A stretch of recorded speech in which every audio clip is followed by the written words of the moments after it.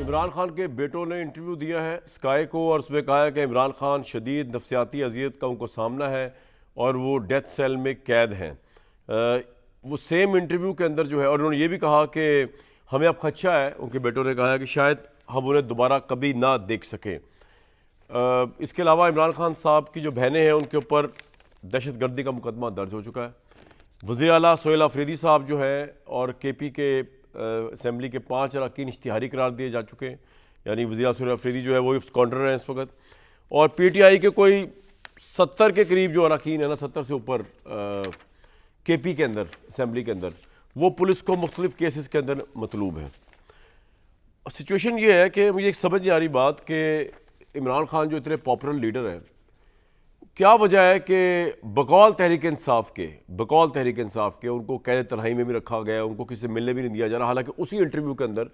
मुशर्रफ ज़ैदी साहब हैं जो पाकिस्तानी गवर्नमेंट के पाकिस्तान प्राइम मिनिस्टर के कुछ रिप्रेजेंटेटिव हैं, स्पोक्स पर्सन हैं, जो भी हैं,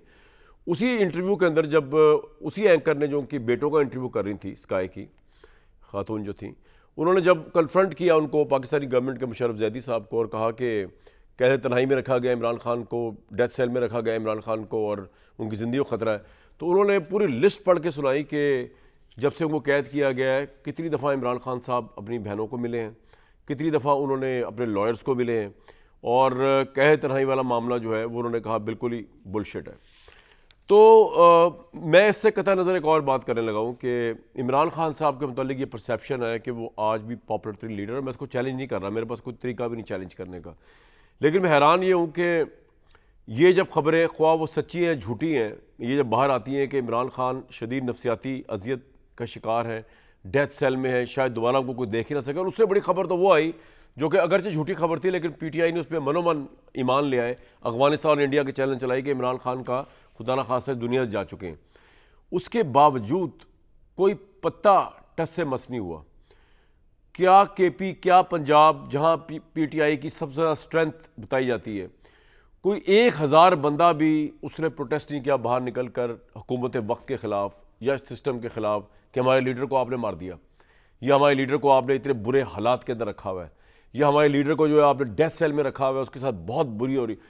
तो मुझे नहीं पता पाकिस्तान में पॉपुलर लीडरशिप जो होती है वो क्या होती है। हमने इससे पहले भुट्टो साहब की पॉपुलर लीडरशिप देखी थी, वो बहुत पॉपुलर थे, जेन्युइनली पॉपुलर थे वो भी,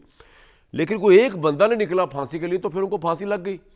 नजायज़ लग गई। लेकिन इसलिए नजायज़ लग गई कि उस ज़माने का जो मार्शल लॉ था उसको तो कोई एक ही प्रेशर आ सकता था ना, कोर्ट तो जेब में था, कोर्ट के अंदर था, उस सिस्टम के एक ही प्रेशर आ सकता था कि पीपल्स पार्टी के लाखों करोड़ों वर्कर्स बाहर निकल आते, वो नहीं निकले, उनको फांसी लगी, पता भी नहीं चला,